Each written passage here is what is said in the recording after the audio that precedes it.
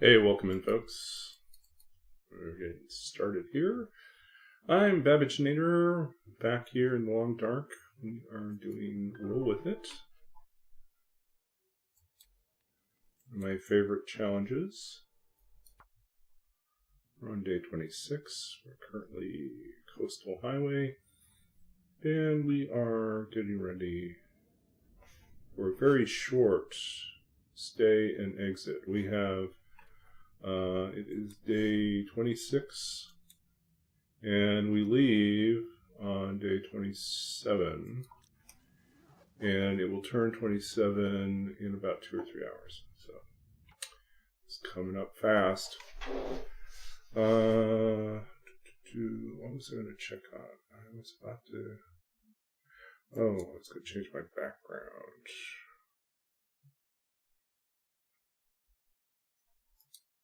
There we go. A little bit more in-game feel.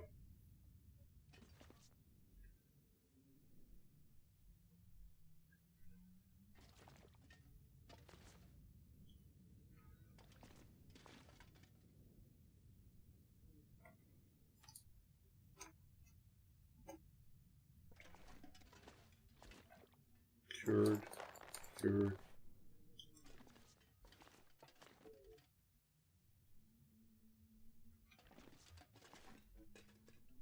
We're going to use our time to do the important thing.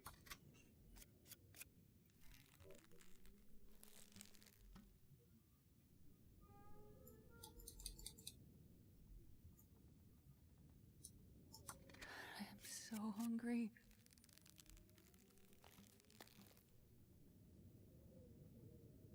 It does not sound good out there, does it? We have to leave. Where are we going? I don't even know yet. We're almost out of food, too. I wonder if I can drop any of this gear. I think we should go to... Mystery Lake, so we're going to Ravine.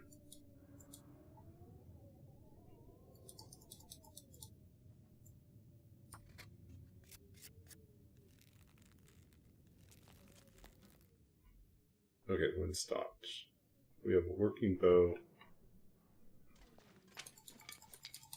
Okay, I don't know if the wind stopped, but it's good enough for now.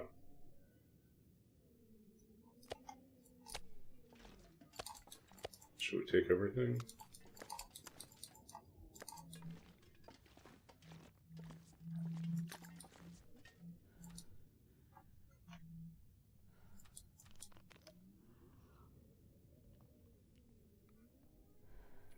We're officially on day 27, and we gotta get out of here.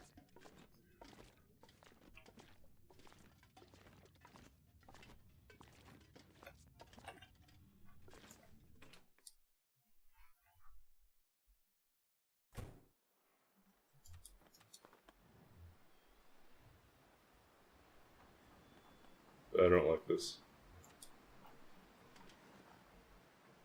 Are we even going to be able to move? We'll find out.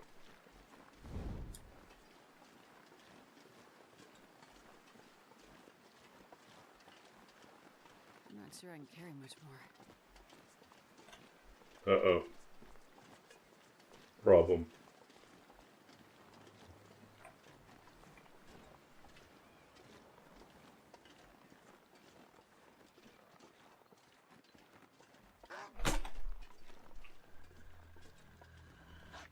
We got problems.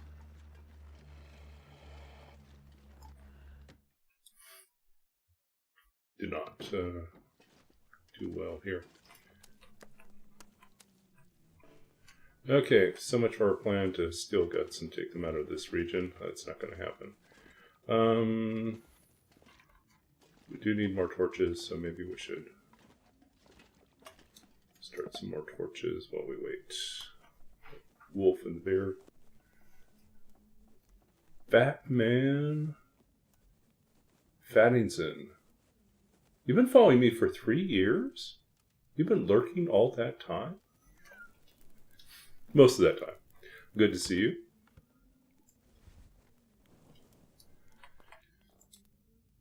Welcome in.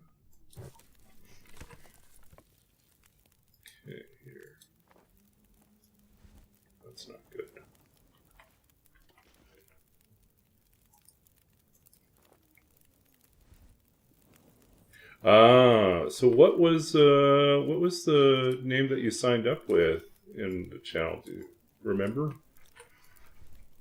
Or what have you been?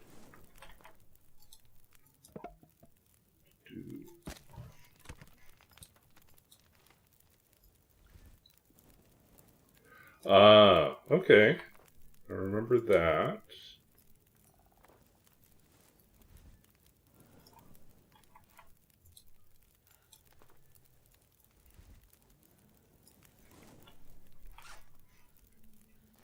Okay, 1 hour. We're gonna wait for. This is gonna be so bad, isn't it?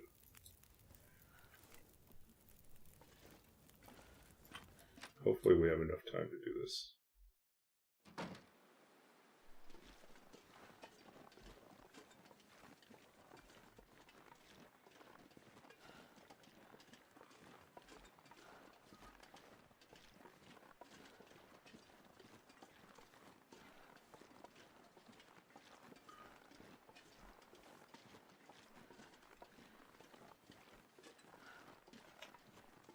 Figures.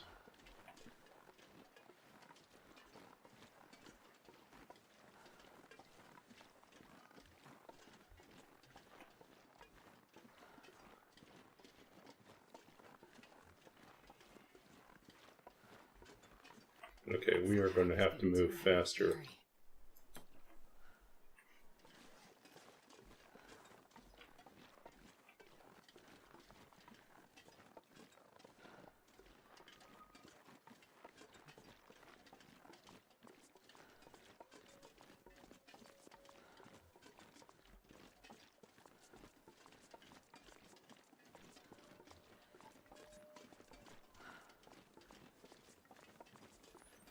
Yeah, so at the end of last stream, which was granted a few days ago because I've been busy lately,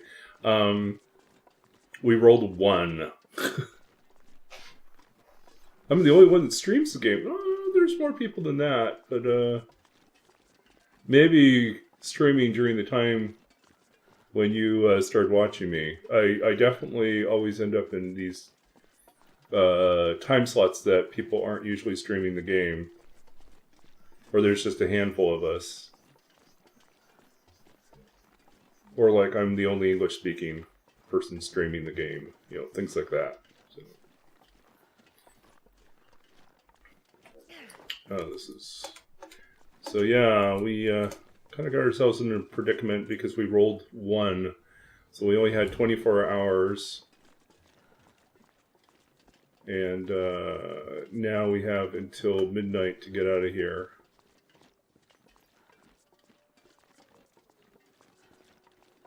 And we're almost out of food. So our next region we're going to is Ravine, because we will be able to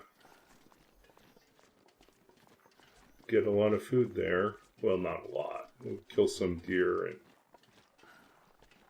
we're lucky we might grab some cattails in the on the river on the way up. But I don't know if we'll have time to do that. We might have to take a shortcut up to the top.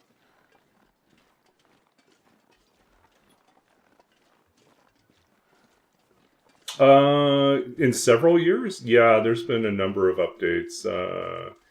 I mean, one of the bigger ones redistributed like all the spawns, so like the loot tables are more complicated and varied than before. So if you memorize loot tables from the past, they don't work the same at all.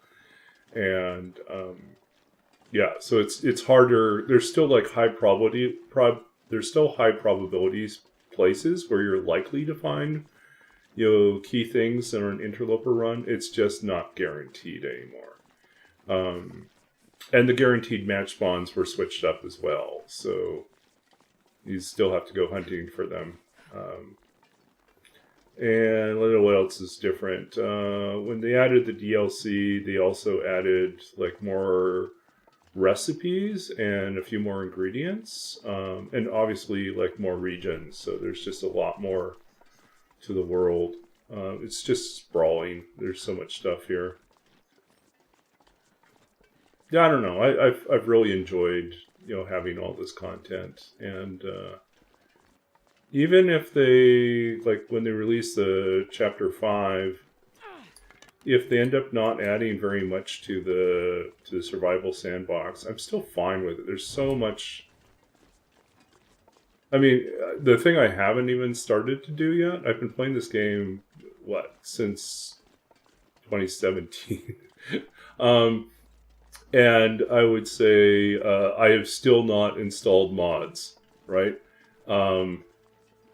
And if I were to install the mods that extended the regions, I think it's called the long development.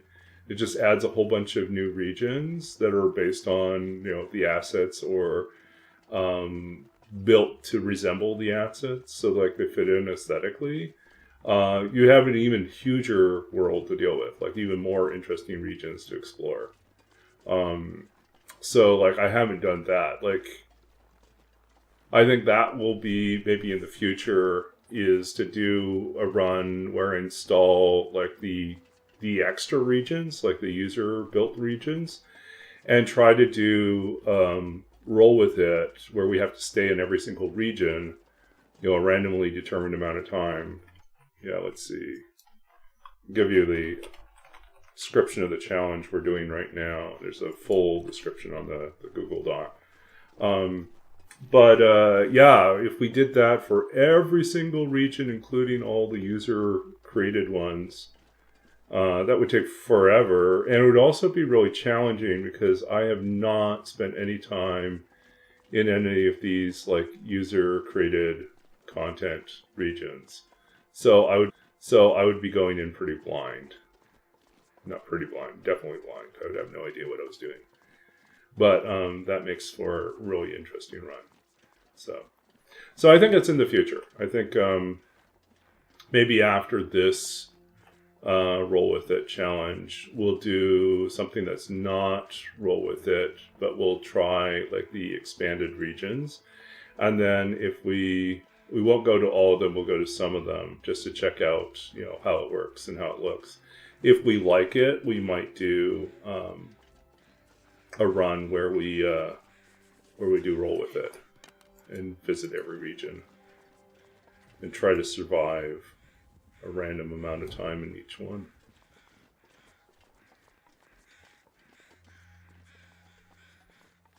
Yeah, I mean, the other big addition that they put in was they added the cougar as an apex predator. And the first iteration of that was highly controversial.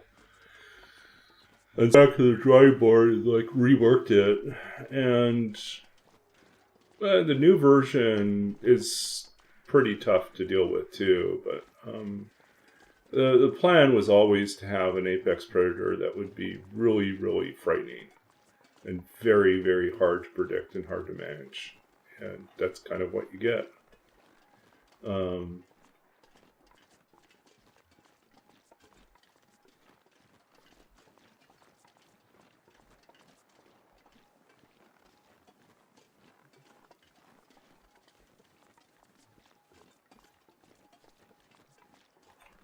So we do have a bow now, as a weapon. And we have 3 arrows. But we also have to be out of here by midnight, so there's no way we're going to go hunting for anything right now. Just no time. I'm not going to be able to carry this load for much longer.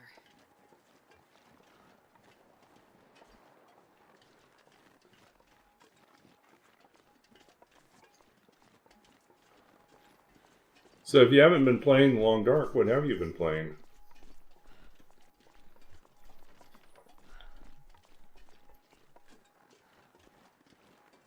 Oh, and I guess the other big news, of course. Yeah, it really is. It's really hard to, like, there's really nothing that's in the same league as this game. R6. It's R6. It's not Resident Evil, right? It's R6. Oh, Rainbow Six. Okay. I was like, R6. What's R6? Six Siege. Okay. Got it. Yeah, the other huge big update is that I finished my graduate program at UBC out in Vancouver, BC, and I landed a job in Toronto. And so at the end of January, I basically sold off most of my stuff, packed up everything I could in the car, drove across country, and for the sake of starting work on February 2nd. It was a really crazy thing to do.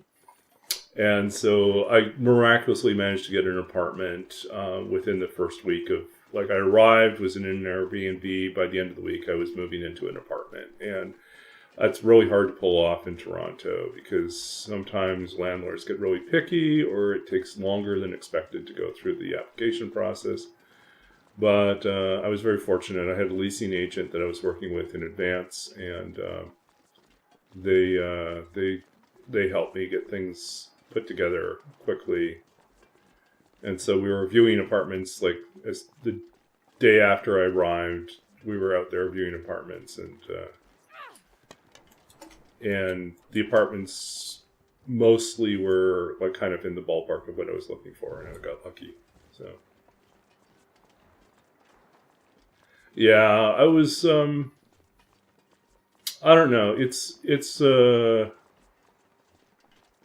I'm excited, but this is unfortunately a term limited role. It's a 1-year position because I'm just replacing someone who's away for parental leave, and so they'll come back at the end of the year. So in January they'll return to the position, and I will be out of my job.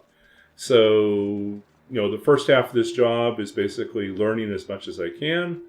And the second half of the job is working, and then also keeping one eye out for what my next job is going to be.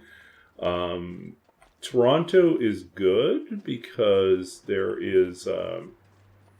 are a lot of universities and libraries in the area, and that's the type of work I do, is a university librarian or a data librarian. I work in digital scholarship and data, and so that's what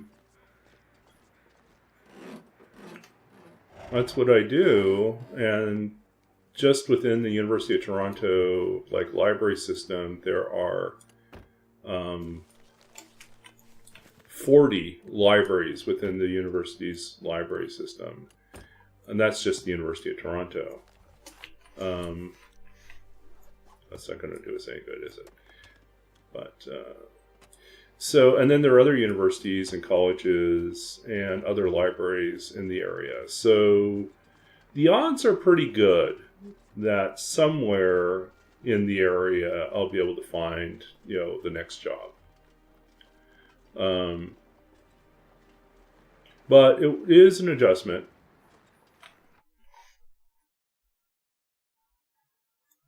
Yeah, no.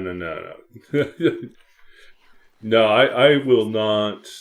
I will go back to visit on very limited, a very limited number of places I'd consider visiting, and I have no plans to do it this year. I will be waiting until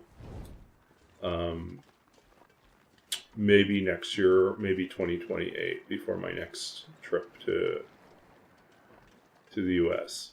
And there are things that I want to do, I need to do in the U.S., but a lot of them are on hold, or they're going to happen without me.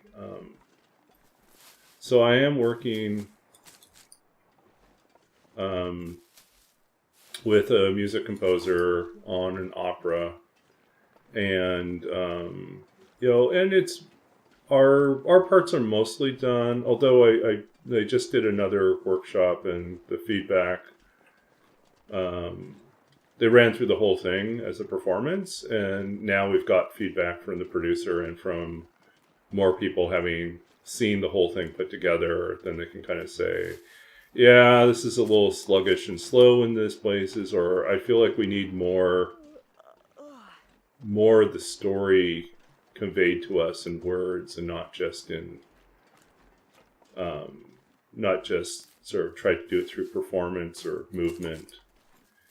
So we've got work to do still. So I thought I was close to done, but it turns out I am not close to done. I will have more things to work on.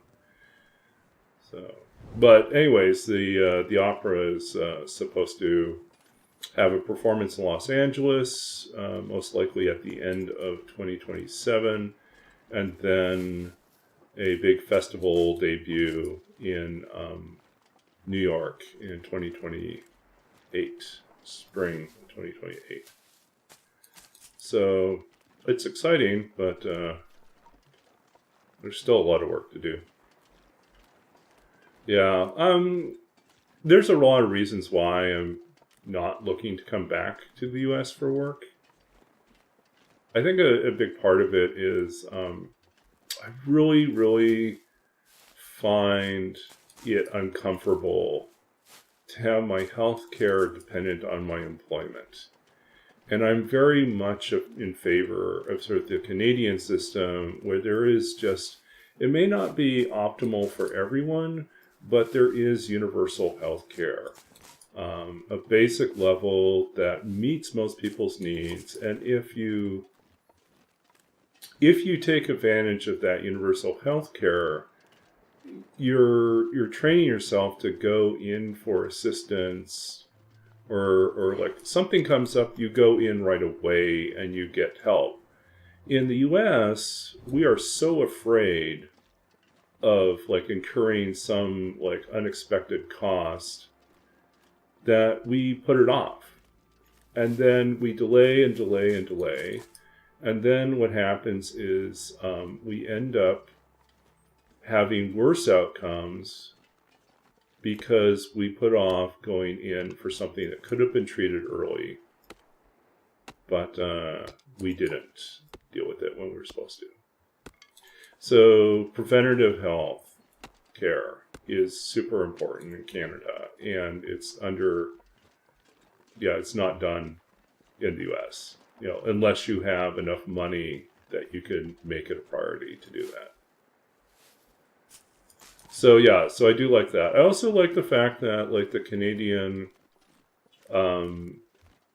system for like old age and retirement is such that you do have pensions, you have retirement plans, but the government also has like an extra level of security.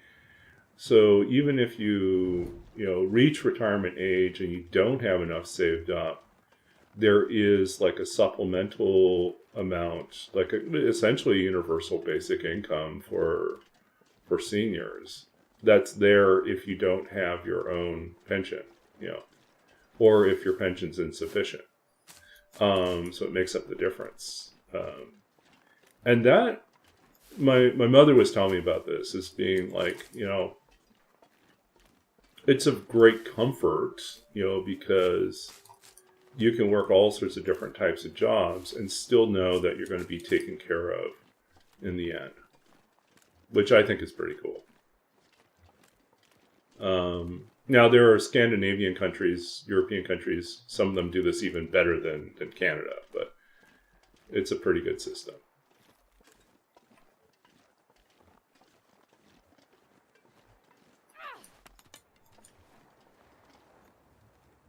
So I do like that. I also like the fact that librarians get paid a decent wage here in Canada, much better than in the U.S. Oh, you got to go? Okay. Well, thanks for dropping in. Good to see you. Yeah, I wish you all the best with what's going on in your life.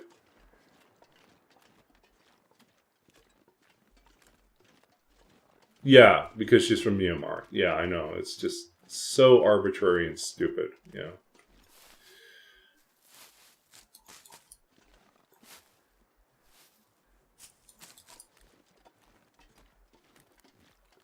Okay. Let's see if we can get out of here without running into...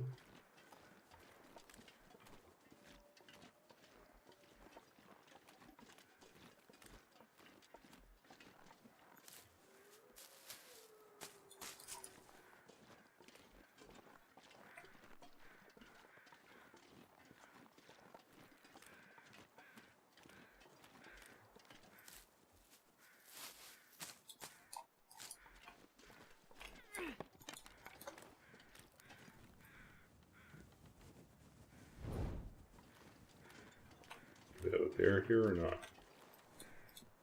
Okay, let's quickly get ourselves some more fire. Yeah, thanks for chatting.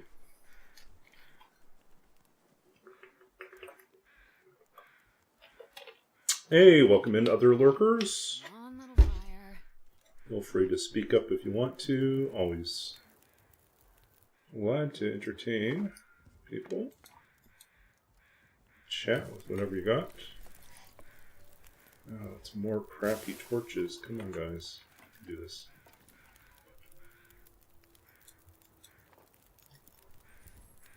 Torches that are not going to go out in a second. Ugh, that's another terrible torch. Oh, that's really bad. Okay, come on, guys. We have this down to a science. We're just getting sloppy with where we're pulling our torches. I can barely walk with this much gear.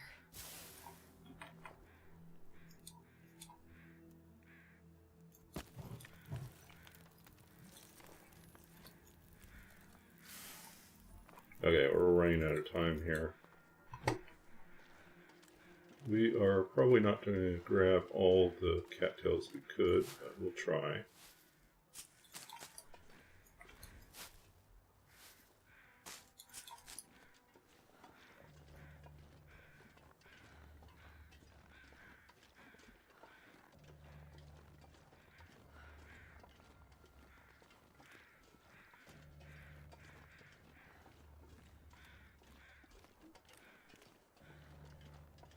It's getting dark out here.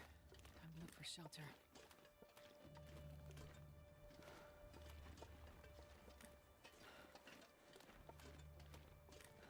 It's not midnight yet, but we are at dusk.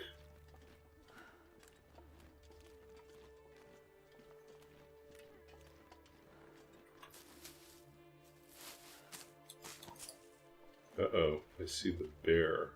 Where's the bear at?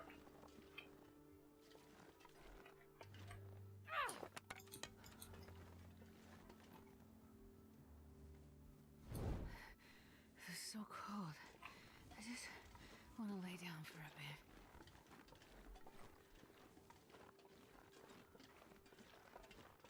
Is he coming or going? Oh no, he's going the same direction as us. It's not good.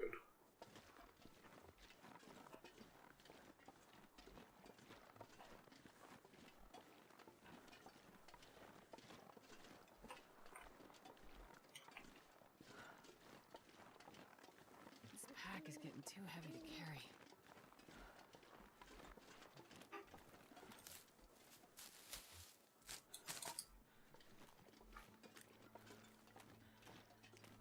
Question is he going to be coming back?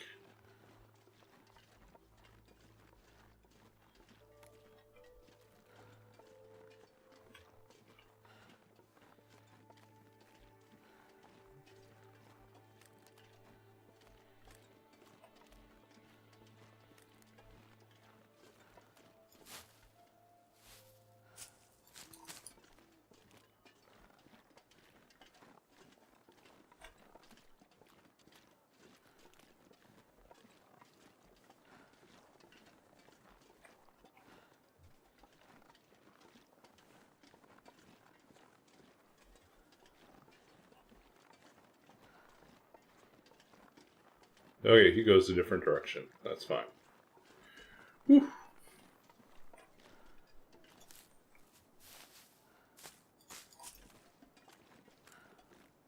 Okay, we'll move a little further up and then we'll actually warm up some tea.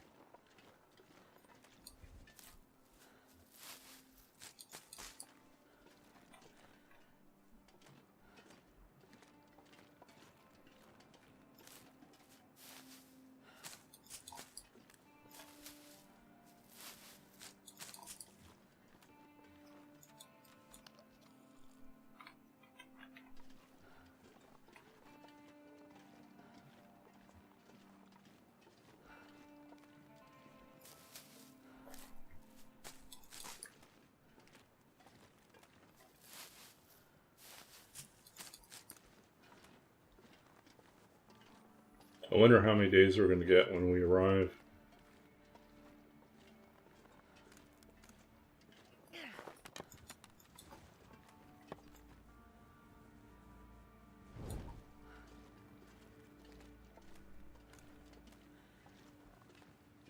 Worst part about this is we're probably going to have to cross the bridge in the dark.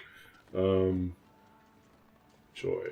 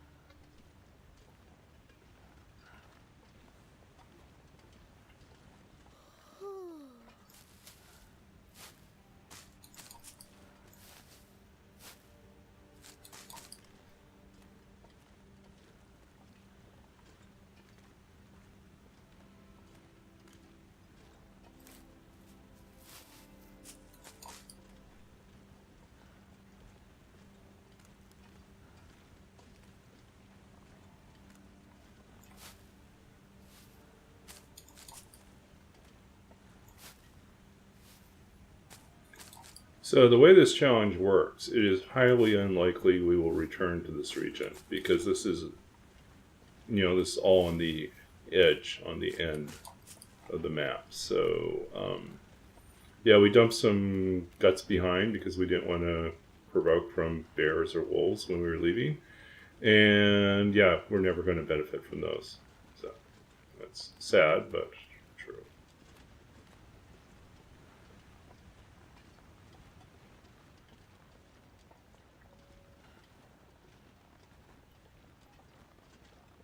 Okay, we've got a little spot here we can build a fire. Okay.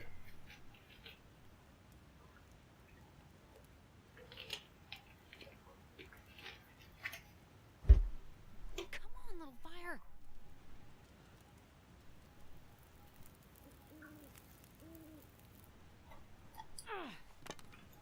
Okay, we're gonna throw another coal in.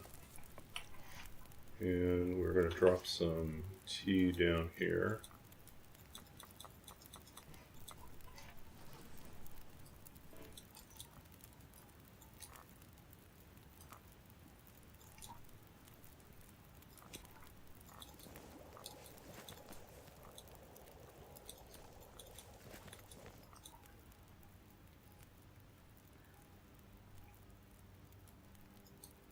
I'm not going to be able to carry this load for much longer.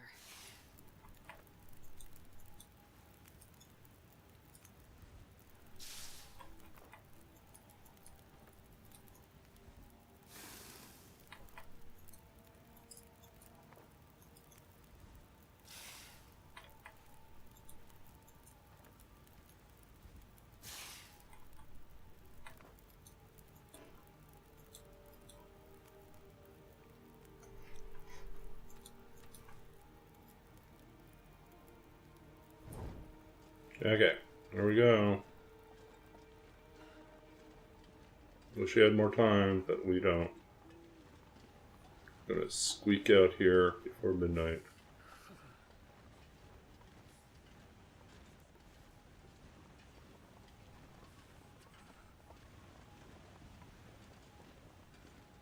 Kind of a bit close.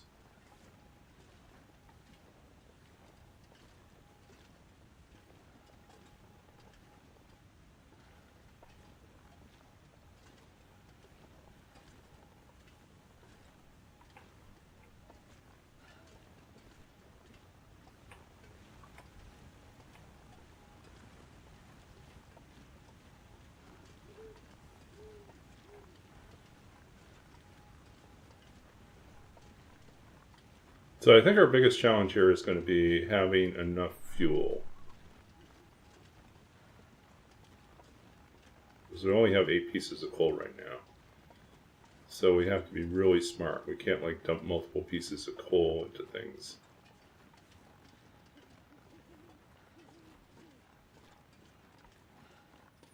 Don't know if we're going to be warm enough in the cave. It might be. We'll find out. Okay, so we're arriving in Ravine, and we are going to need to roll dice to tell us how long we're going to be here. So let's go. Where's my dice? So this is a micro region, so we're rolling a d4 because it's still not yet day 50. So that's a 2. We're here for 2 days. That is totally doable.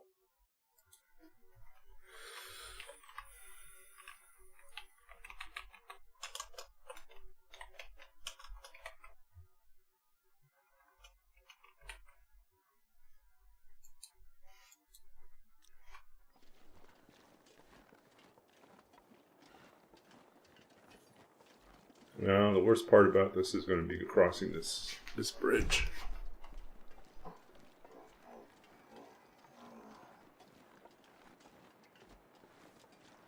The good news is a piece of coal. Let's drink another. Oh, I think that one's cold. Oh well.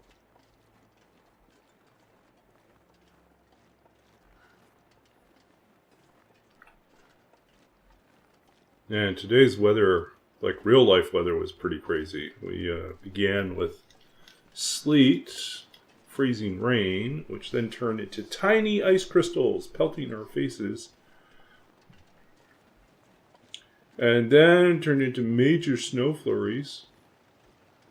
And then went back to the tiny ice crystals. And then back to some sort of freezing rain. All that means is that it is pretty slick and nasty out there.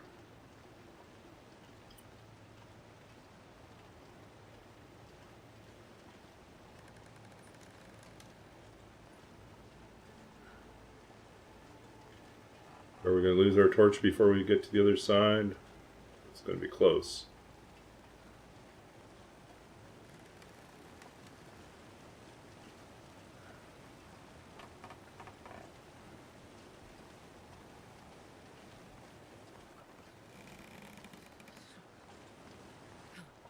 Well, what's even worse is it didn't just blow out, turn into a full-blown blizzard. So we got 2 days here.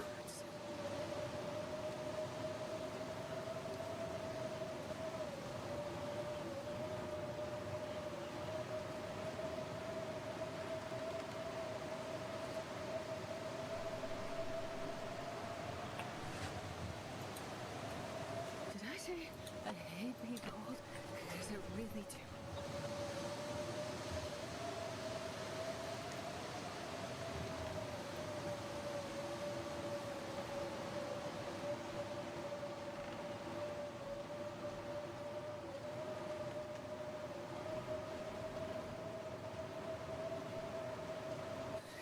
I'm so cold. Think. This is supposed to be a nice, calm visit to Ravine. It's not turning out that way.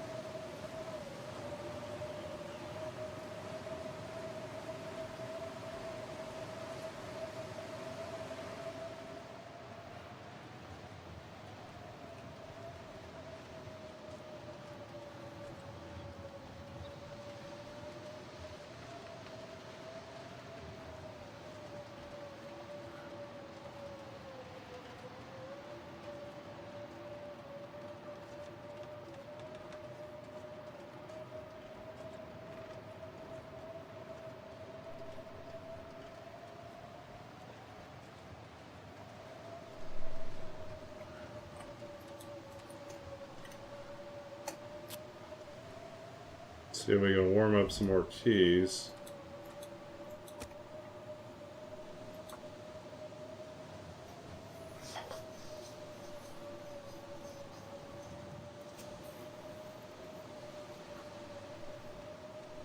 One little fire.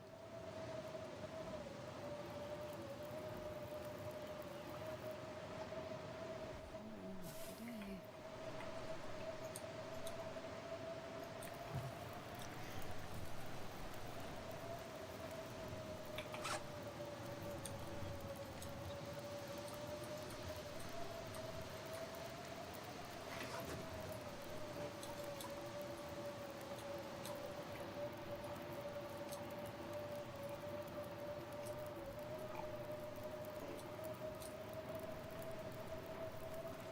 I think we're going to try to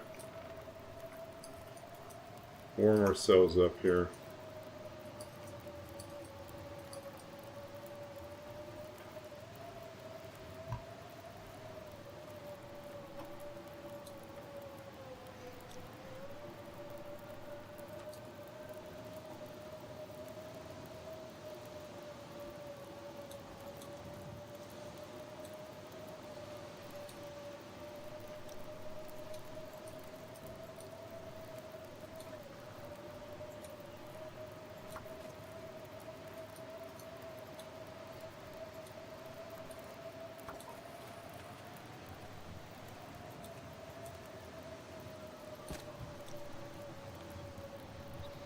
Okay, I don't know this is the best way to do it, but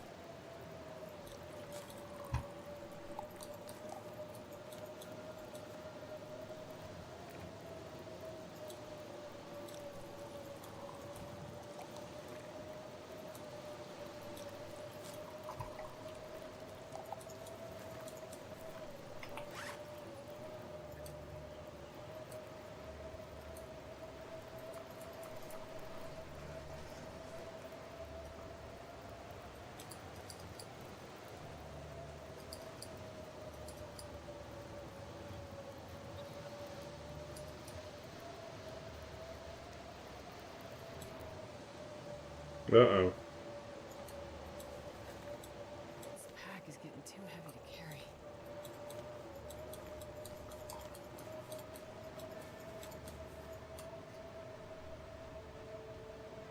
Knew it wouldn't last forever.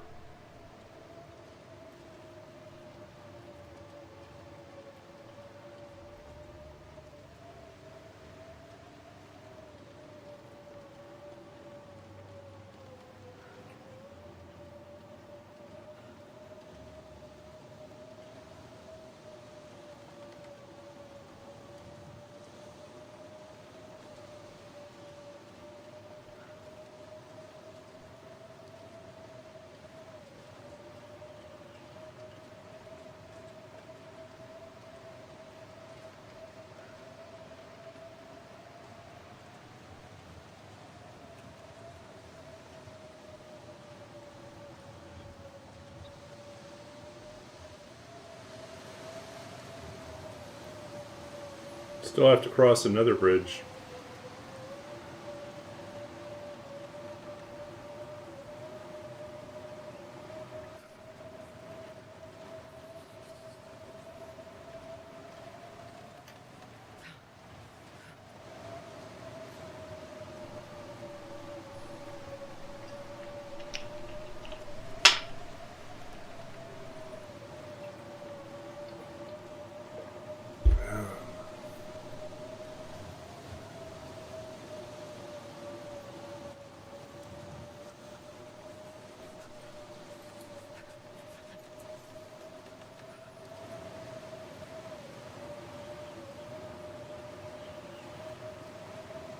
How bad is it? Yeah, it's only feels like minus 45 right now. Oh, this is terrible. Why are we traveling in this weather again? Oh, because of this stupid challenge. Yeah.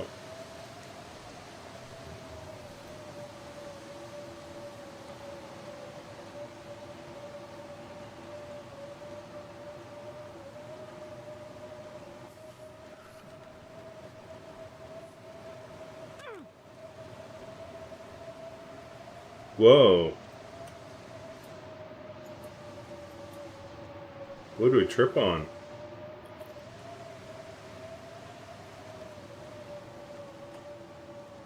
I can't feel my feet.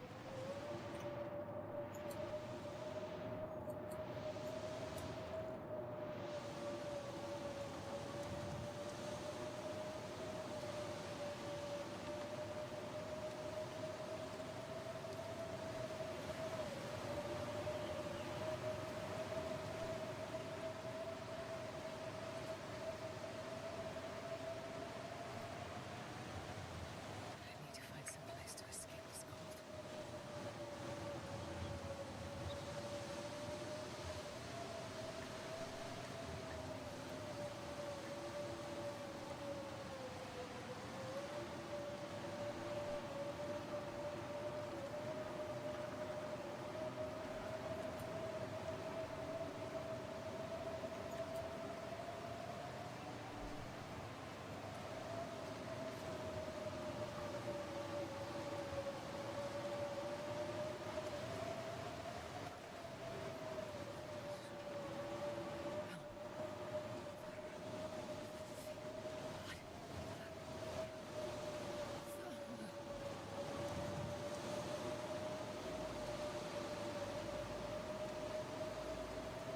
Gotta warm up somehow.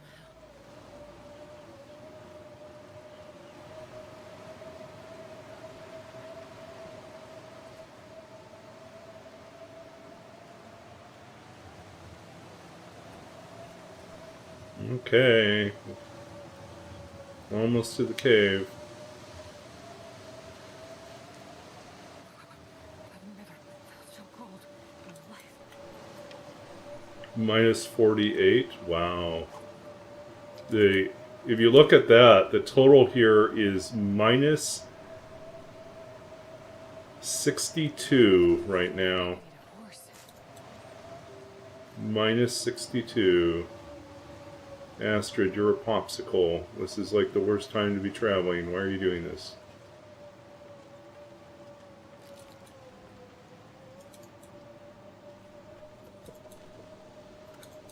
More matches.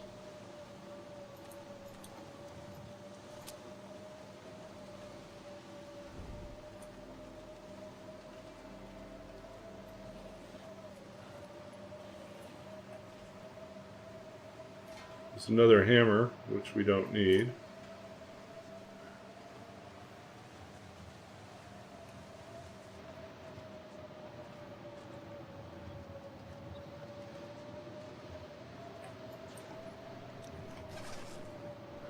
Okay, so the good news is we might be able to get by without without even needing to start a fire, but we are going to start a fire anyways.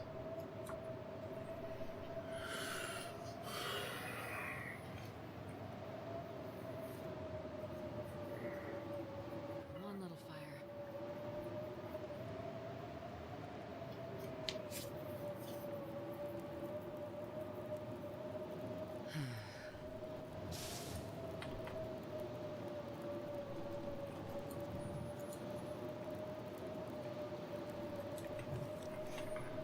Okay, let's do a little prep work here.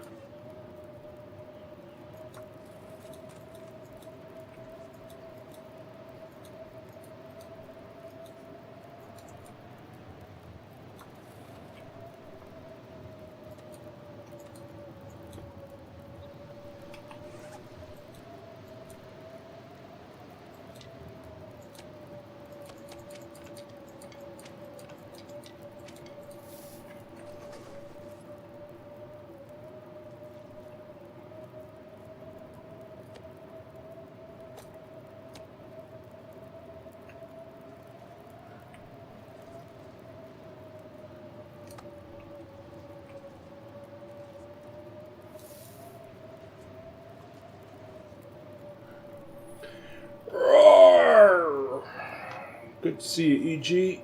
Big stretch. Big hydrate.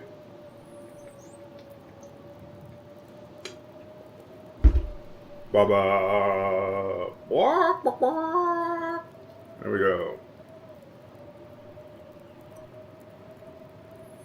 Yeah, Astrid's living her best life. She just left Coastal Highway in the dark, crossed the Trestle Bridge as the blizzard began, and almost died from exposure because it was, with wind chill, minus 62 out there. Pros before wolves. Okay.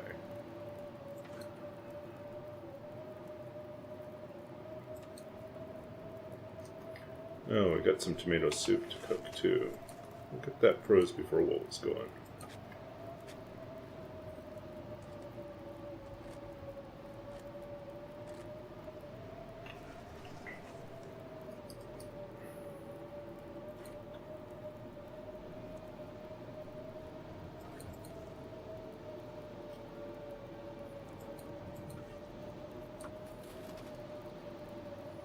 Okay, what do we got here? Blue chocolate bar.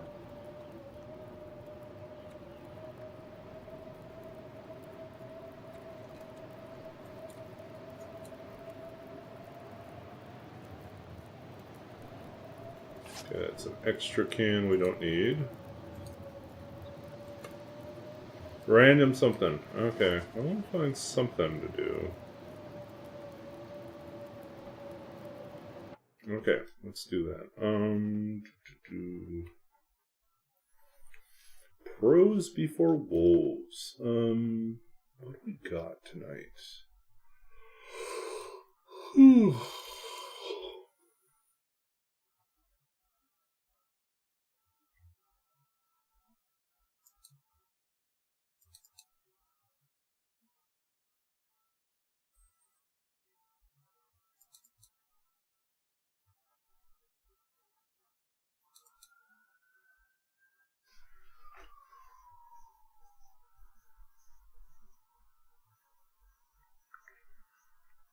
Let's see what we got here.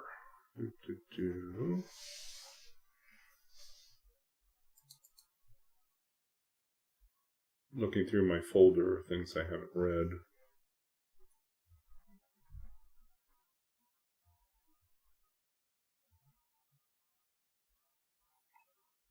It's really short. It's not what I want.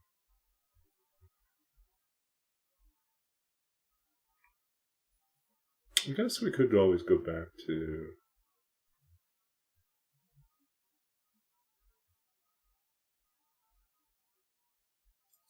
their essays. Not that one.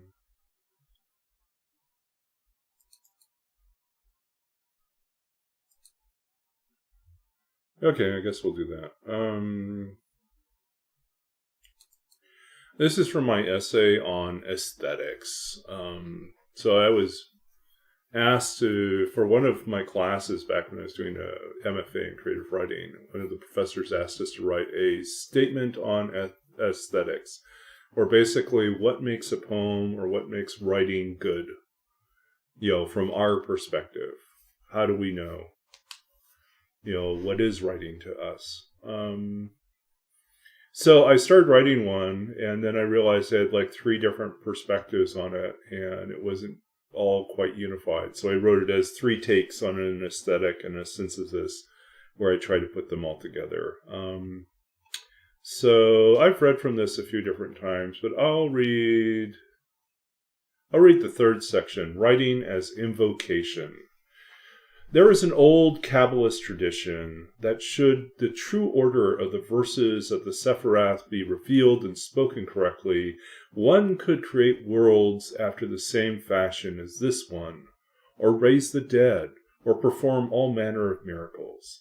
There is a force that lies within the transcribed word. To write is to record with the expectation that it will be spoken, whether solely in the mind or audibly to the open world. Whereas some might write to evoke a certain memory, I write at times to invoke a latent power to awake what sleeps within the text itself. When I write, I frequently call out each line, expecting the next to appear. When I'm stuck, I return to the beginning and read each line aloud till a momentum builds, and the next line forms, even as I come to the place which is blank. If writing is a call to the unknown within the page, or to some unseen deliverer of words, then I, as a writer, must be willing to sit in what sometimes can be an almost unbearable silence. But I've also learned that sometimes the longer the silence, the deeper the space that will be revealed. If writing is an invocation, then beauty must lie in the depths of the breath before and after the words. That is to say, what is beautiful in writing will long to appear on our lips. We will wish to speak it, to hear how it turns in the mouth, how it falls on the ear, how it twists in the moment of speaking and becomes something unforeseen, how even saying it brings it to some form of reality. Writing is an invitation to the world of ghosts and memories to step into a moment. To write is to open a conduit to something bigger than our own consciousness, be it the collective consciousness of Jung or the broad world of semiotics and symbols. Okay, so that's a kind of a brief excerpt from that one. So it's kind of an interesting. The other two sections were writing as apocalypse, writing as exile and memory, and then in the synthesis, I try to weave all these different ideas together. So I wrote this many years ago when I was doing that master's program. So I would say that would probably be 2000, maybe 2005 or 6. And so that's now 19 years ago. So I was a much younger, maybe slightly more sentimental, I think. And so I think I had some rather grand and romantic notions about what writing is. But at the same time, I feel like even though a lot of time has passed, I still harbor, a lot of the same. I might phrase things a little bit differently now, but I still feel very much in the same way. That I tend to hover between these three different modes of thinking about writing. The interesting thing is I was just asked to be a keynote speaker at a writing retreat and workshop. It's a class that's taught over the summer, and there's multiple classes and multiple instructors, and I've been asked to come back and be the instructor again this summer, so I'm looking forward to that. It's 10 days of online teaching. And they asked me to be the keynote speaker and to talk about my journey in writing. And so I think I actually might draw on this essay and work that into the keynote speech, which will be about a 20 to 25 minute, talk or speech presentation. Yeah, so I'm still thinking about what I'll do, but that's not until June, so I have a few months to think about it. Yeah, thanks for requesting that, though.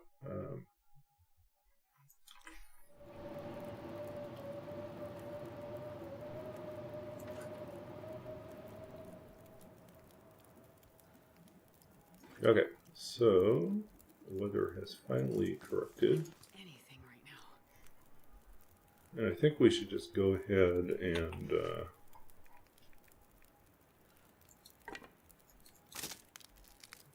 probably pull some more torches and go to sleep.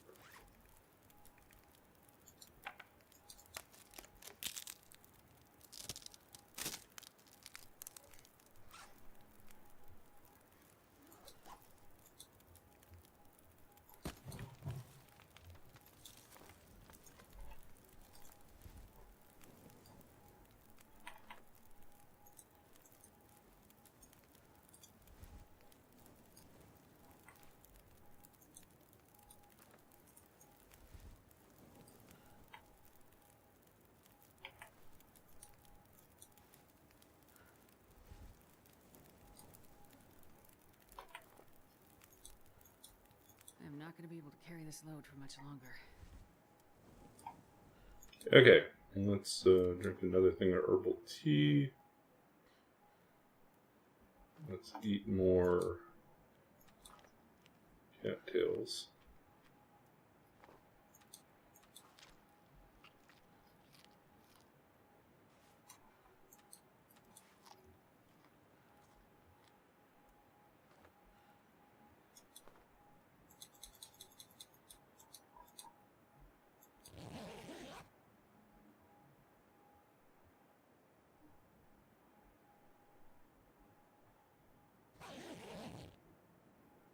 Okay, much recovered. Feeling better.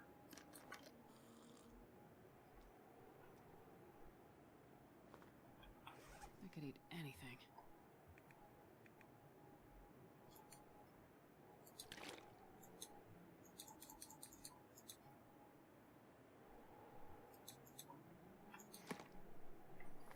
Okay, so we are leaving on day 29. Let's update our journal entries here. So we made it on that. 7 is ravine. And we got 2 leave on day 29. Okay, and we are currently sitting on day 28, so it's pretty fast.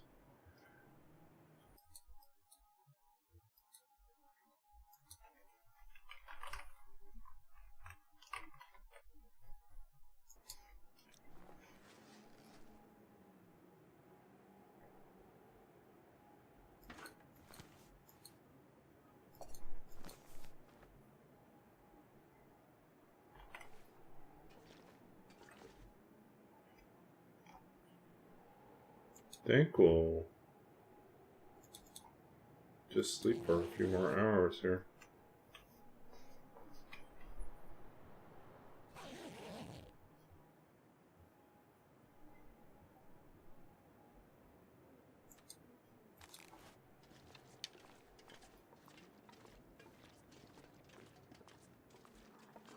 I could eat anything.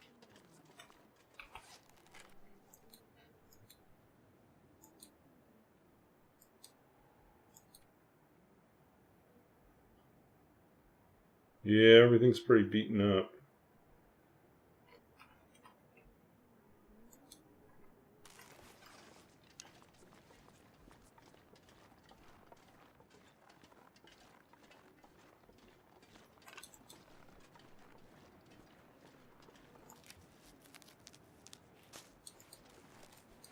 We only have 3 arrows, so we can't really afford to lose anything. But this is a closed area, so makes it a good candidate for...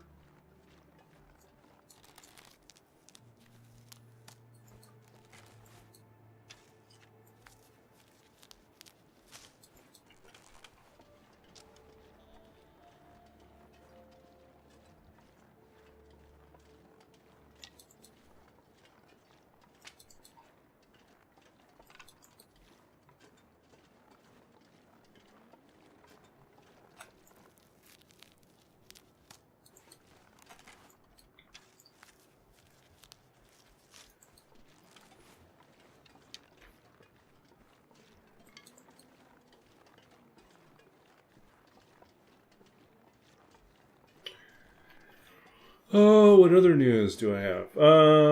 So I have a couple weeks ago I started the process of advertising that I was interested in running a D&D game. And I got so much positive response, so many interested people contacting me, that I ended up with enough people to make 2 separate D&D groups. So now I'm running 2 separate D&D games, one on Tuesday nights, one on Thursday night. And so this week we are still meeting online. Basically, I'm kind of fielding some initial questions. We're doing kind of session 0, 0.5.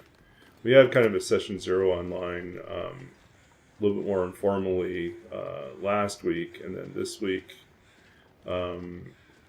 we were doing more research into where we, what would be a good place to host, and a few other logistics. And so,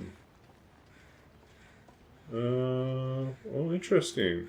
Kind of floating out here in the middle of nowhere.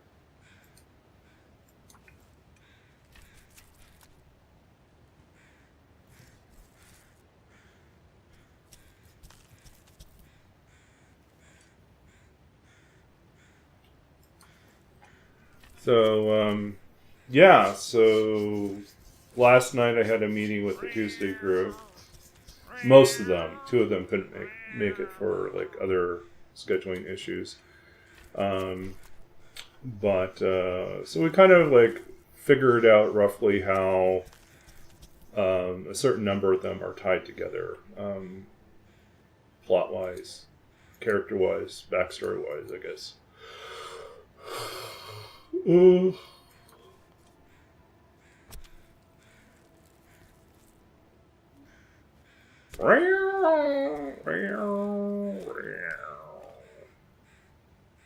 the sad cats have returned. But yeah, so I'm excited. Tomorrow night I'm meeting with the other group for a brief meeting to kind of do the same thing. Some people are very comfortable with D&D Beyond and with the the rules for 2024 or for 2014, but others are pretty new to a lot of this, and so they may have familiar with the system because they played Baldur's Gate 3, but they haven't actually played that many. Maybe a couple one-shots, but they're relatively new to the game. So, yeah, just providing them, enough tips and clues into how to put things together. So, like one person I worked with today over Discord, kind of, she was like, put together a character build, but she couldn't figure out why the species, why the gnome bonuses for Dex and Charisma weren't coming in, and it was because she had built using a 2024 gnome, which meant that you don't get bonuses from your species, you get bonuses from your background. Different rules. And so I think she had, mistakenly believed that she was going to benefit from both, like the background and the species stat bumps. And so we kind of like, and she had overwritten her point Y. It was like, oh, no, that's not quite how it works. So I helped her like figure out how to do that properly so that mechanically it's consistent with the rules. I mean, I'm not that big of a stickler, but I do think that people should be starting roughly the same place. We did do one little override, which was, she decided to stay with the 2024 rules, which meant that her ability score bumps came from her chosen background, which was mostly okay, except for she wanted a +1 in charisma and not in strength. And so, I made that work. I just subtracted 1 from her strength and added 1 to her charisma. It's a small thing. It didn't break her other stats.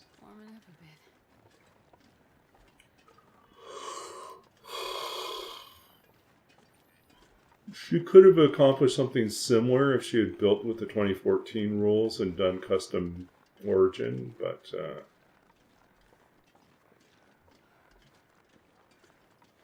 a truck shows up. So you are called in. Work calls.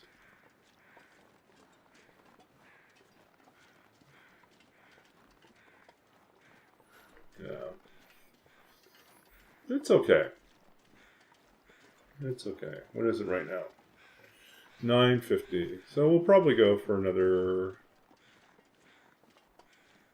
half an hour, I guess.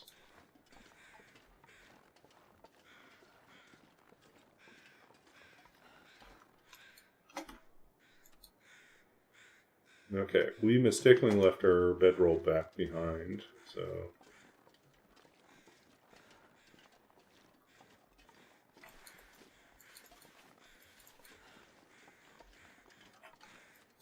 It's like thinking, why are we moving so much better right now?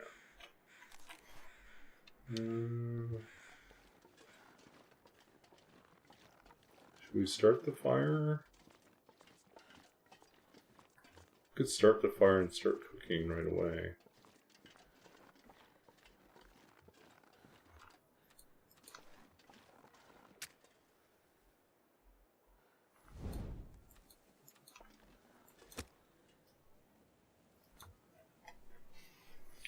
Yeah, no worries, Roar.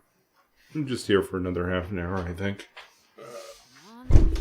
Yeah, I gotta give myself enough time to get sleep every night, because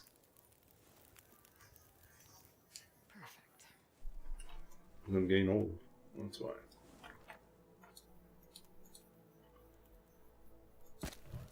Okay. Warm up here.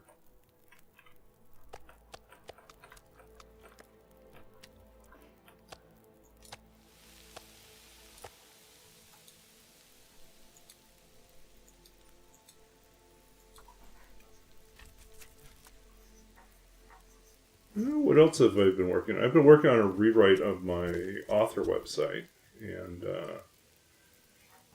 it's coming along. I so far have basically done the landing page in the About section, so my bio section, and then I have my description of my books. Or at least 2 of them right now.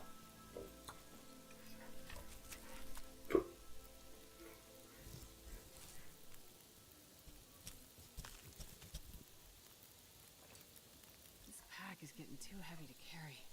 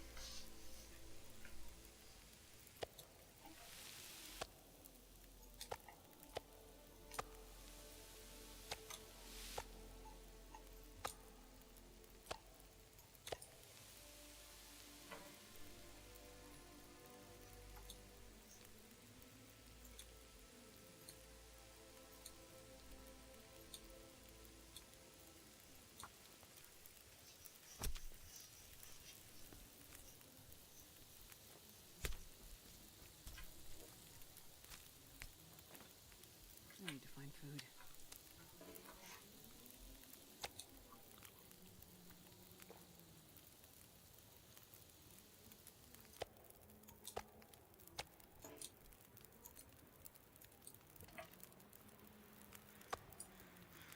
What's up with that? Oh, these are fully cooked. Okay.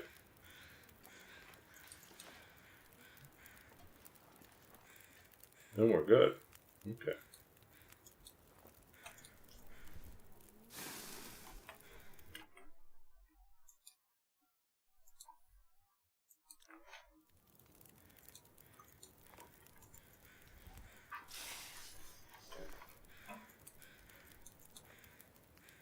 It's dusk, so I can't be far behind. 28, we leave on 29. I'm not going to be able to carry this load for much longer.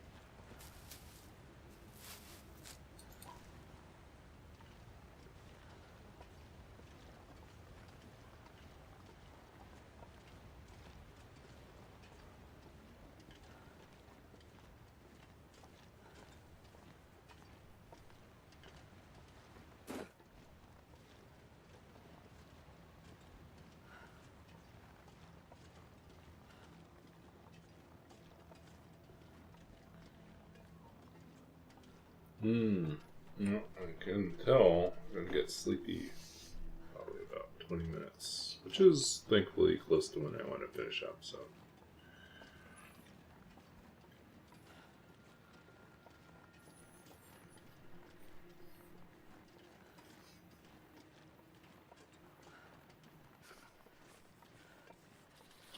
Yeah, so I'm excited to be running these two D&D games.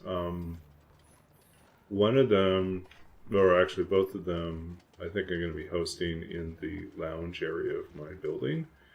Because right now, at least in the wintertime, the lounge is pretty underutilized. I think it might change in the summer. So when the weather changes, people will start wanting to use the outdoor barbecue, then I think that's when we'll run into problems. But until then, we have a few months, I think, before it gets busy. And so one of the things I've been toying with is, we'll see how I'm doing next month, but I might buy an extendable table and skip having a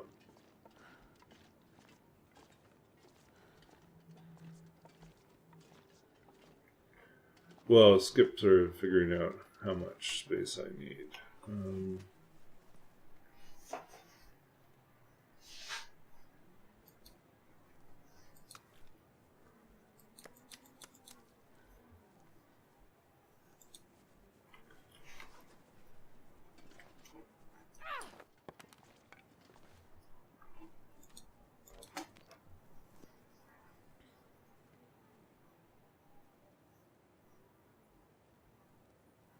I'm really not that sleepy. We'll try.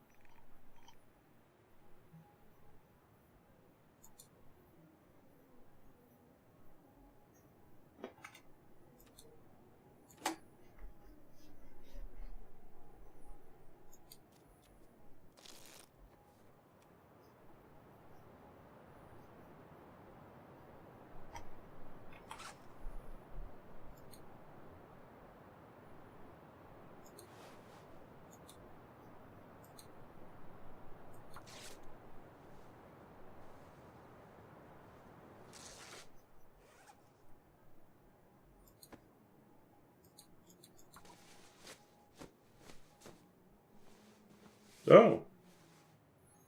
Bright enough in here that we can craft easy.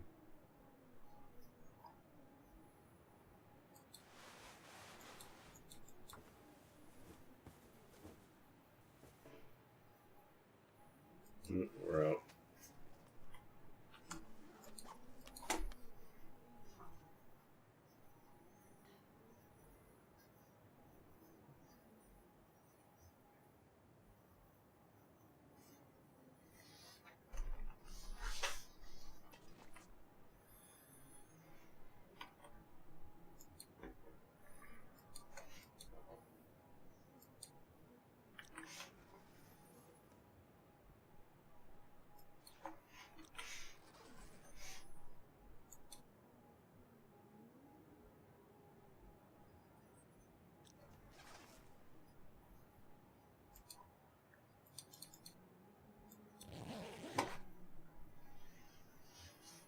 I'd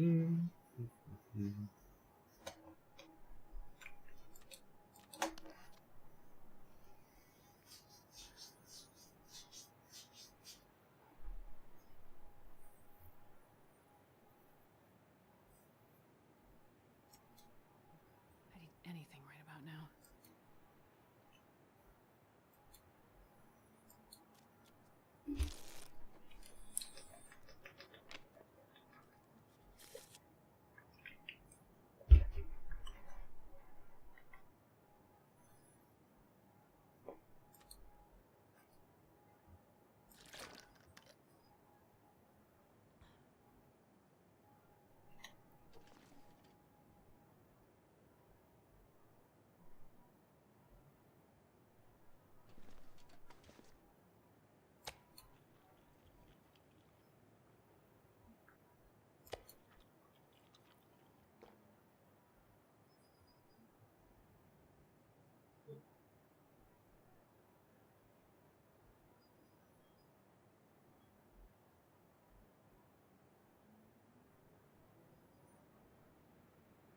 Okay, starting to get sleepy. Let's think about what we want to do here.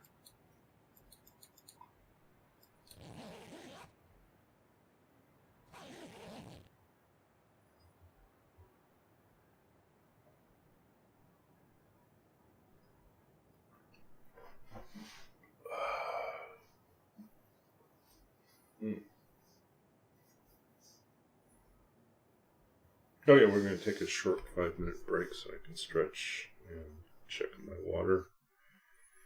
I'm still good for water, but I might need a snack, so hold on a second.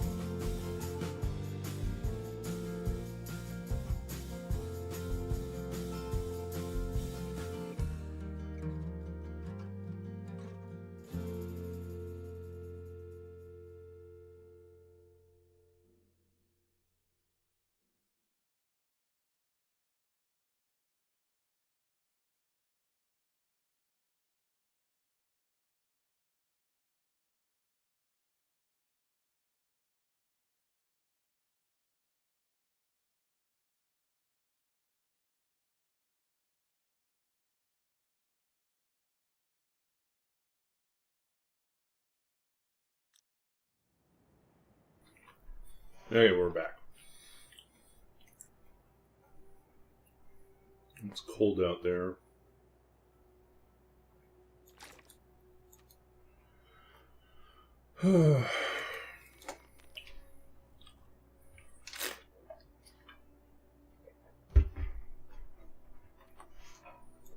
It is currently 28.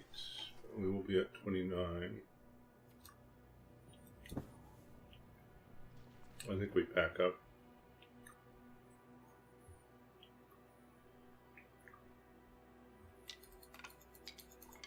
Barely walk with Move this over to the other cave now.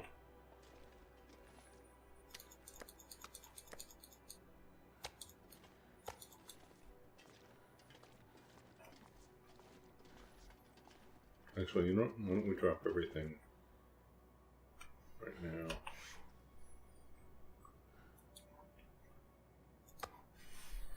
And we'll just wait for it to warm up a little bit more before we go.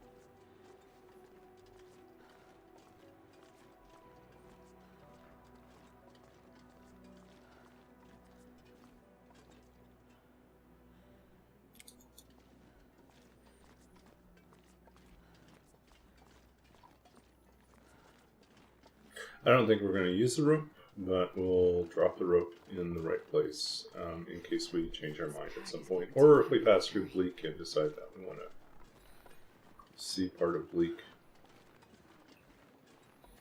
I think it was EG, or maybe Roller. I can't remember who it was that recommended that we break Bleak into upper and lower, which is actually an interesting idea.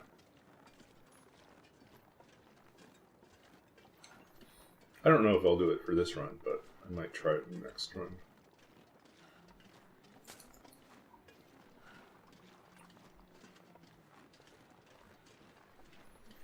So yeah, I've been thinking about, so right now the plan for my D&D games is to host them in like our building's lounge area, which is not being used very much. But I think maybe next month,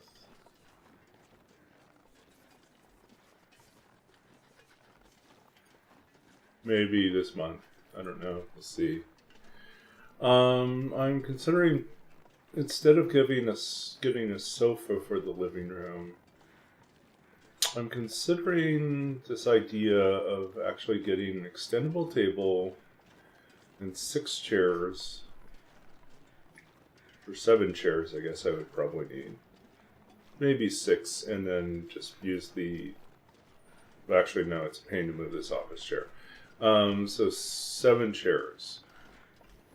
And yeah, just, you know, on D&D nights, have people over, extend the table, like put it in the middle leaf or however it extends, and we seat 6 people, you know, 3 on each side, and then me at the head, and we run D&D, you know, in the apartment.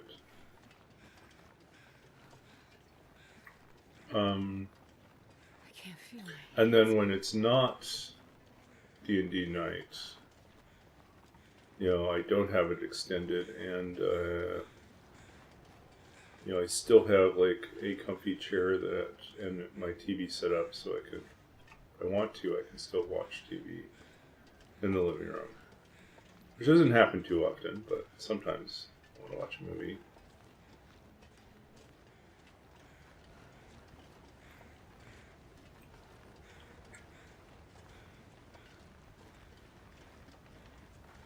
So I wouldn't really have a very big functional living room area. I just have a place to relax and watch. It's a goddamn freezing. You know, it's a place for the TV and a place for me. We'll see.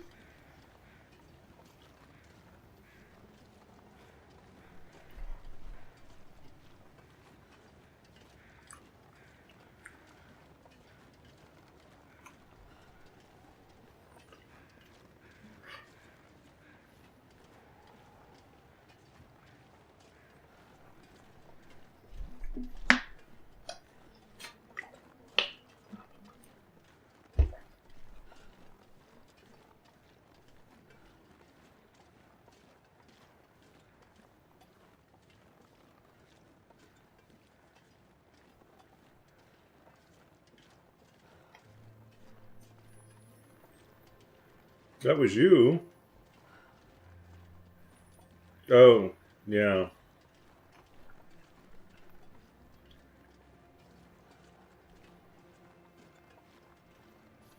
Yeah, splitting it, I think, would be interesting. Just, I don't know if I'll do it this run.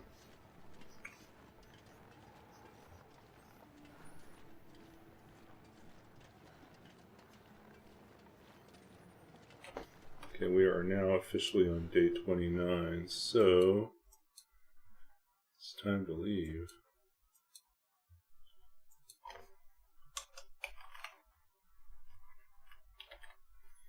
So as soon as we make it over to the other side, we will count ourselves done for the evening.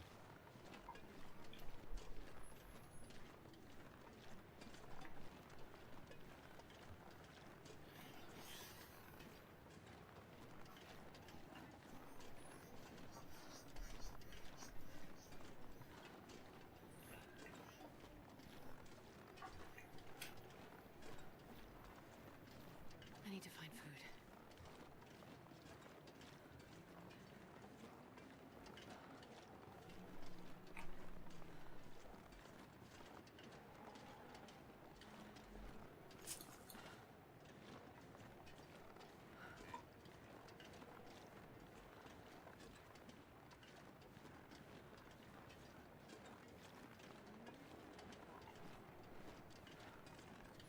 Well, it's so tempting, right?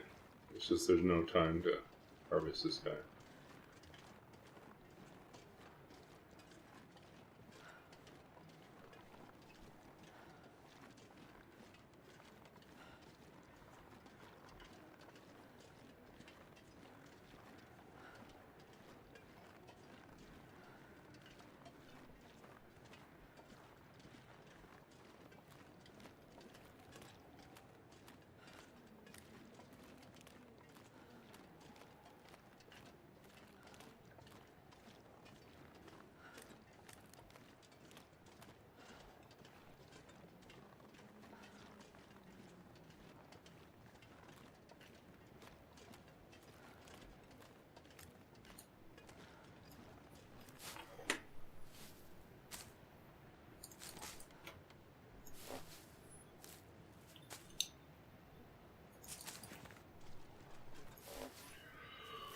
Oh.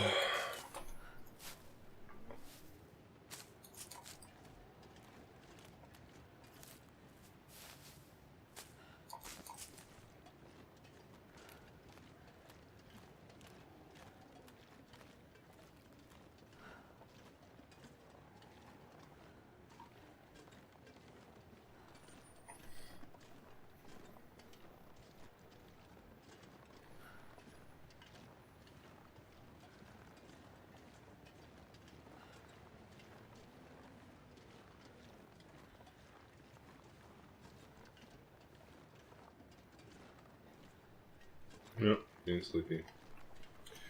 Oh boy.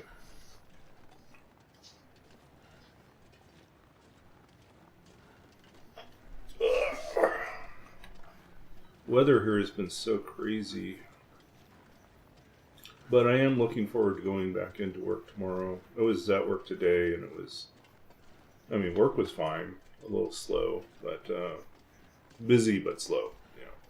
Yeah. And, But tomorrow we get to go on a tour of the renovated space that we'll be moving back into, which was supposed to happen sooner, but there's a part that hasn't arrived, which is essential for the rebuilding of the electrical system. So that's kind of their problem. So we have to wait. So it might be May by the time we get in there. Oh, I've never been so hungry in my life.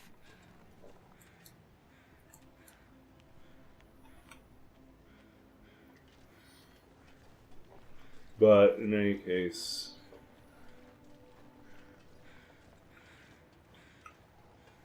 it's an opportunity to see what new workspace is going to look like. And it sounds like we all get our own offices. So goodbye cubicles. Welcome to office. Of course, I'll have to figure out what to do with the office space.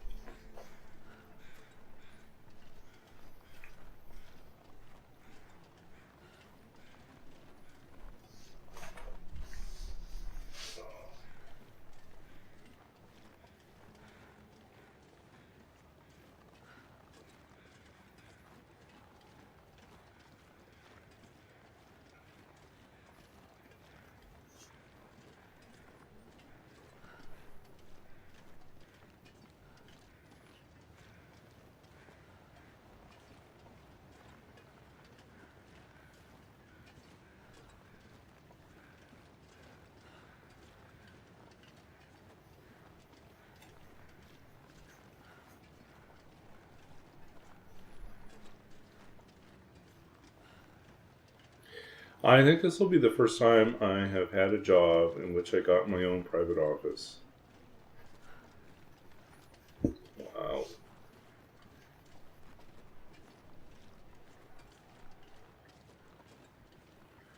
Technically, it's not really my office, since I'm just filling the position till the person comes back from their parental leave. But it is still cool. Programmer, I was definitely still in cubicles the whole time.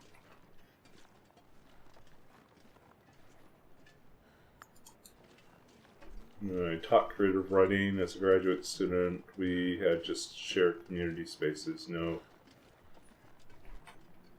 actual separate office.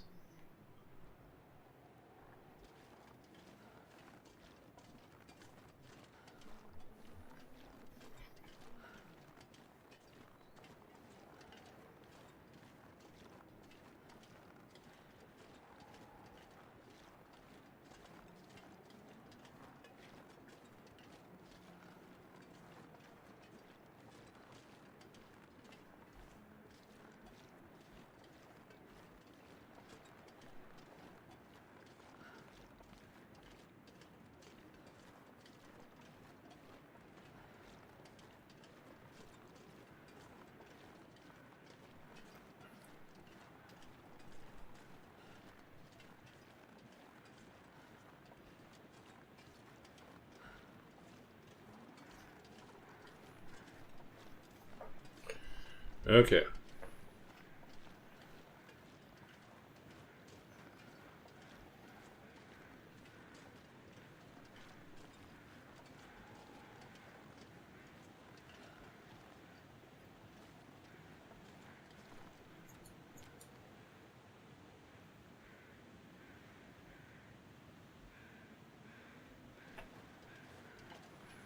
Okay. A quiet spot to start another fire and then get going again.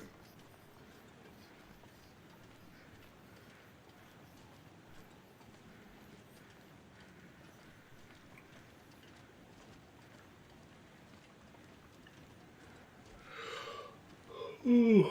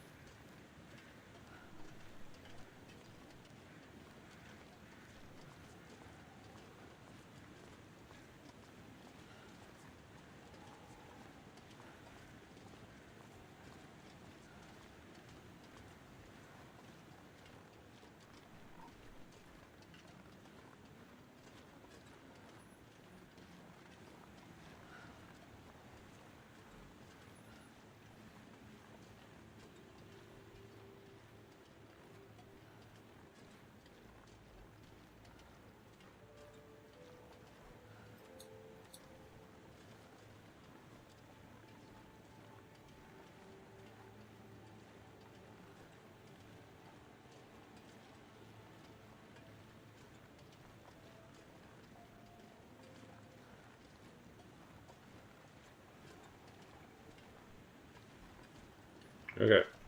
Wow. This is pretty bad here.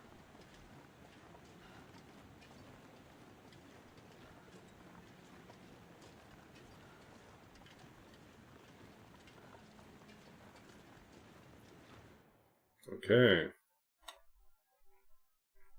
I'm not going to be able to carry that. We're in Coastal Highway. Time to roll dice again.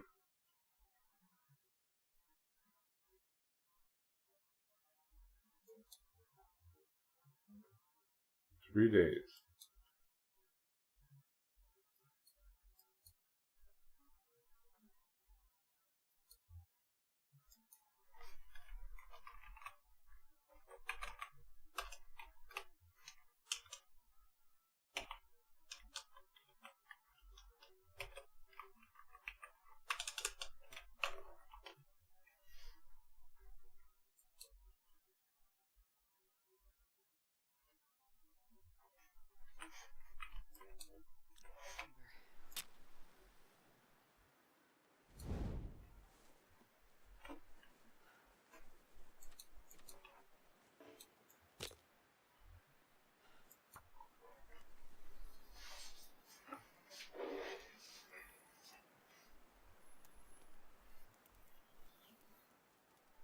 Come on, little fire.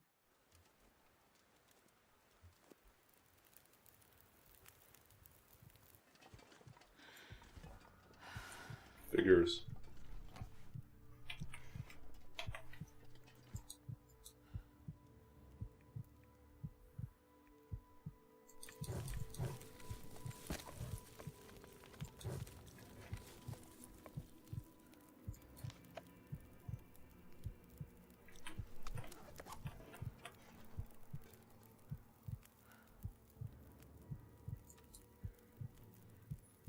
I think we are going to have to stim ourselves here.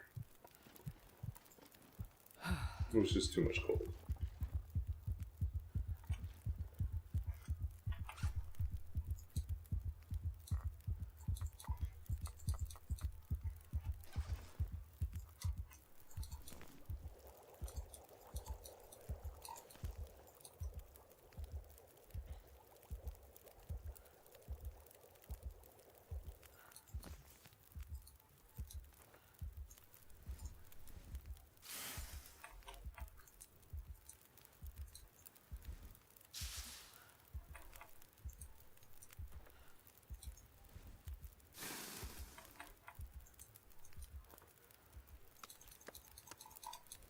So tired.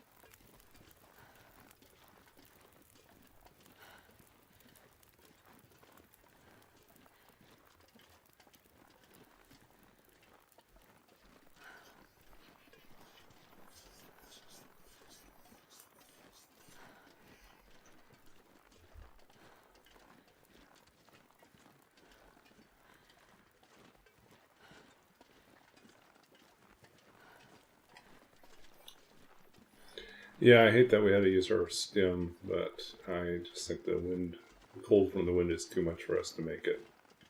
We need some help somehow.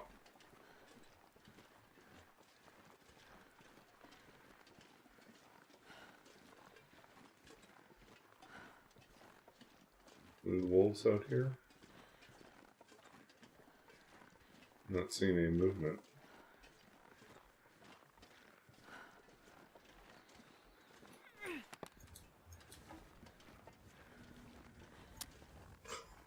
Missed.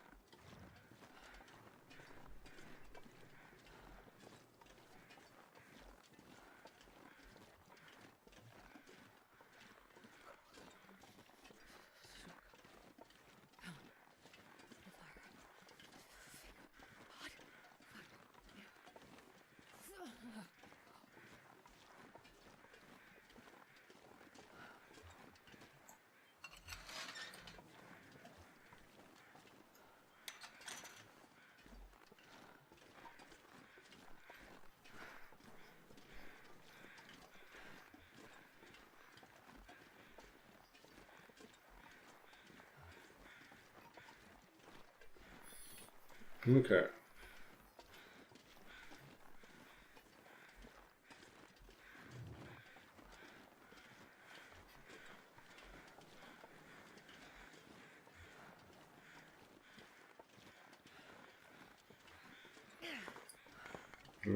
Being sleepy.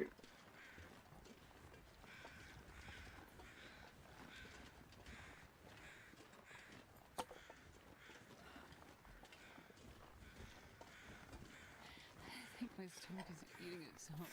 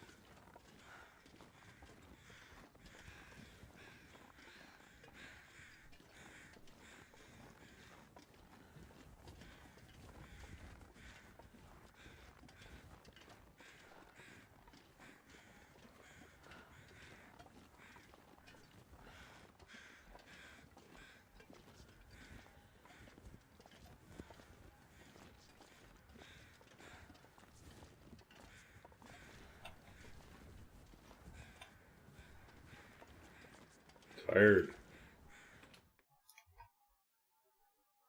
I can barely walk with this much gear.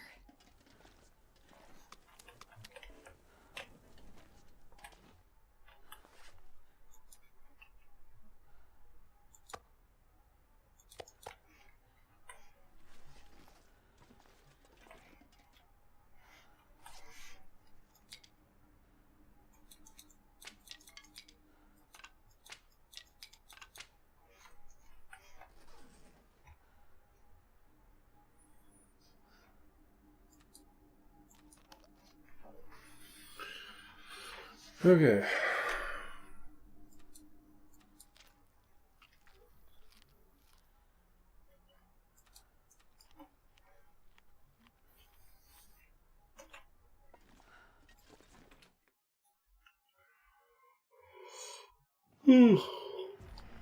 Uh-oh. Cougar in the territory already.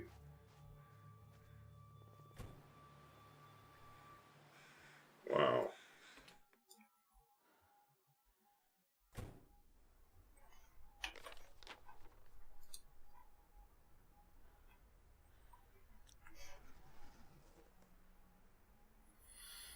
Okay, so I think we're done for tonight.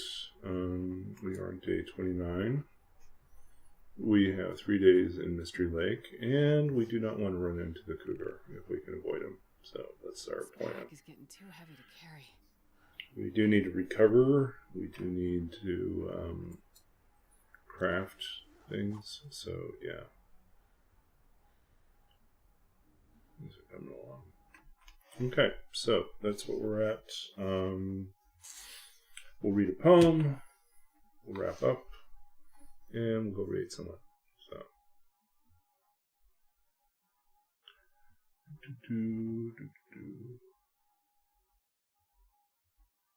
Poem chooser. How the world fits together.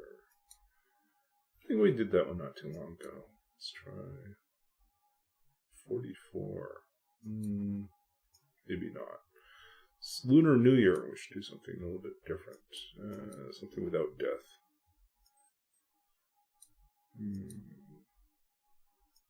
Yeah, we'll do that. Okay. So this is from Lost Country of Sight, published by Hinga Press, 2008. And we'll read something relatively short, I think. This is entitled An Hour Before Arriving, I See Home. I had this conversation recently about how flat Saskatchewan is. This is for anyone that's had to drive across the Canadian prairies. An hour before arriving, I see home. the fields scraped clean with frost, and the city's haze barely visible ahead. To the side, wells quiet with the iron taste of water. The road, the earth's thin seam, a straight cut through this body of unseen grain. What is closest is still, what is merciless is newly grown on the dark panes of abandoned farmhouses. Everything winds upward. Even the world pressed flat like the last edge of the hour, and this hand turning round and round and round. Yeah, so this is kind of a reference to the fact that in Saskatchewan, the air condition and the light pollution, so air pollution and light pollution are minimal, especially outside of the city. So that means, and it's so incredibly flat, and the air quality is so good, that you can see for an incredible length of time. And it is true that on, like in the evenings, you can see the lights and the shape of the city 45 minutes before you get there sometimes, because it's so crystal clear and there's nothing. The around the highway, everything is so perfectly flat. There's no hills, there's nothing to impede your view. So you can see all the way to your destination. And it's the strangest thing. Yeah, so that's kind of dedicated to that. An hour before arriving, I see home. But then it's also a lot of the imagery here kind of ties into, more rural parts of Saskatchewan, where you have well water, which does taste a lot like iron and sometimes other things. And that everything feels stretched and spread out in a vast way. And what is merciless here is the frost, is the winter cold, which just creeps across the window panes, covering them in frost patterns. And then the wheel turning round and round is both the tire, and also if you hit a patch of black ice and your car starts spinning, you are then turning counter to the direction of the spin slowly, and so there is a way in which you are turning. Yeah, so those are kind of the images running through that poem. Yeah, so that's it for us tonight. We're going to find someone to raid, and then we will be back again. I'm not certain yet if it's going to be Friday. Fridays, I think, are going to be a little inconsistent. Saturday, I have my online gaming group, which hopefully is going to stay active. And then Sunday night, I think I probably can return to stream. So I think it's going to be Monday and Wednesdays for certain, and then probably one other night a week, which I don't know yet.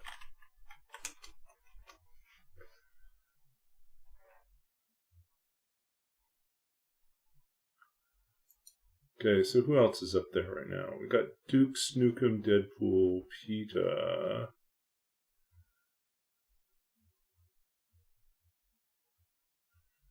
Okay, some new people. And some very old people. I mean, we could go visit Duke Snookum.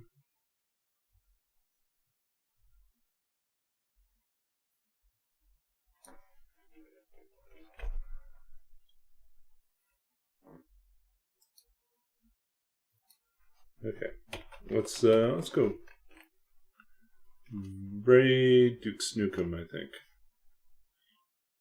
Nope, or not. We can't raid Duke. So, I guess we're visiting someone else. Deadpool? PETA. We haven't done PETA in a while. A couple days at least.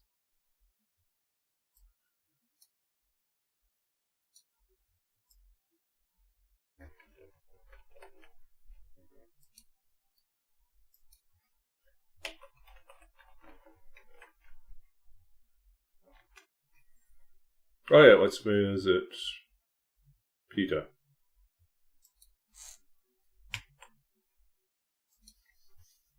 Okay, thank you all for hanging out.